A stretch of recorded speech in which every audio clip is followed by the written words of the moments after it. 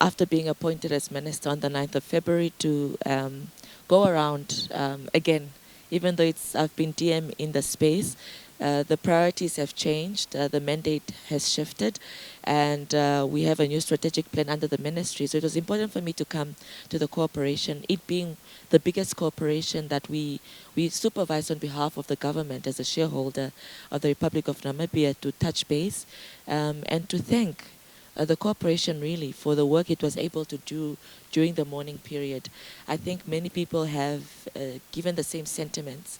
The coverage, the information, the education that the corporation was able to do during that period of time, everybody appreciates. So this is why it was important for me to come and actually touch base, not only with the management of the corporation, the board, but also the staff.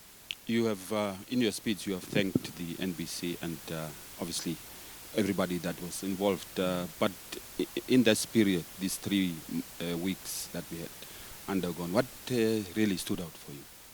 I think it was just the corporation staff being able to show up and give their best. Of course, none of us were in a good space during that morning period, but we needed to deliver on a national duty. And everybody really was on their best during that period of time. So to see the staff really in pain, of course, of the loss, but also still showing up day after day during the daily memorial services up until the burial was commendable to see. I mean, all of us, of course, were performing our duties, but to see that they were diligent, they were paying attention, they were willing to go the extra mile to deliver the service they needed to deliver was commendable. And I thought it was important to highlight that in this time, that when you have done well, people must indicate that you have done well. And I believe I'm not the only one who shares this sentiment. Many of the people in the country share the same. Minister, of course, life has to go on. We're still in mourning. We still will miss that booming voice of Dr. Geingob. But looking ahead, what are your immediate priorities? Well, I think nothing has changed really. I was a DM in the same ministry. I'm now minister. We have a strategic plan that we're able to adapt literally a few days before the president's passing. And that's a strategic plan and priorities we'll continue to have. And that is, of course, to ensure that we inform the nation. And NBC is a big part of that. We pass the Access to Information Law, particularly because we want people to be informed. And it's NBC's mandate to inform people.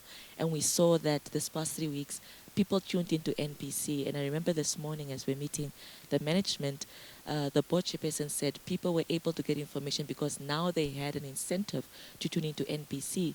And I think I must take this opportunity to ask the nation that they shouldn't wait for national events to tune into NBC. They must tune into NBC every day. It's our national broadcaster. It can only get better if people actually take the time to watch it and familiarize themselves with the programs of the NBC. So those are some of our priorities: to ensure the nation is informed, it's educated, it's digitally literate, there are policies, legislative strategies in place to support ICT across the country, and of course the corporation being part of a holistic part. You deal with technology, you deal with communications, you deal with information.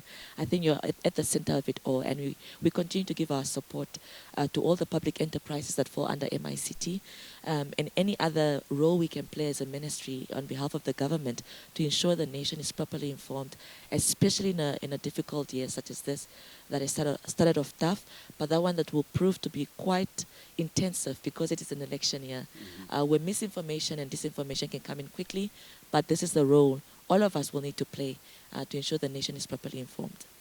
Minister, also, work of government has to continue, and we are now shifting our focus to independence celebrations, which are happening in Katima. Any word with regard to that? Well, I'm sure all of us listened to the former First Lady's speech when she said in the passing of the late president, Namibia became everything he ever wanted. We were united more than ever. And independence is that one important piece of our history we need to continue to safeguard. Many people continue to question why we celebrate independence. I always say America is over 200 years independent. But when they celebrate their independence, you would think they became independent last year. Because it shows the liberation and freedoms that we are able to celebrate today based on those that went before us and whose blood was shed for us to have all the freedoms that we have today. So in the spirit of the late president, let us continue to safeguard the peaceful and safety and security of this country that was so difficult to win that we saw in 1990, where people were crying tears of joy that we're able to be independent.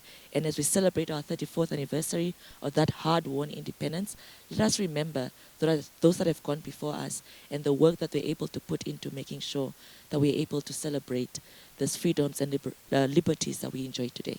Minister, just as a final question, I don't want to keep you too long. We have counted on your support during your time as a Deputy Minister. Publicly, you have stated and on many occasions that NBC and I think the rest of the media can count on your support. We have now set the bar. We have raised the bar, in fact. We want to maintain that or even go better, and we will continue to count on your support. Most definitely. I think if you want to maintain, maybe not, but if you want to exceed, definitely you can count on my support. So yes, you can be rest assured that of my ministry, of the government as well, for support to ensure the corporation continues to grow, continues to reach new milestones, and continues to be a competitor on the continent and the world as a world-class broadcaster.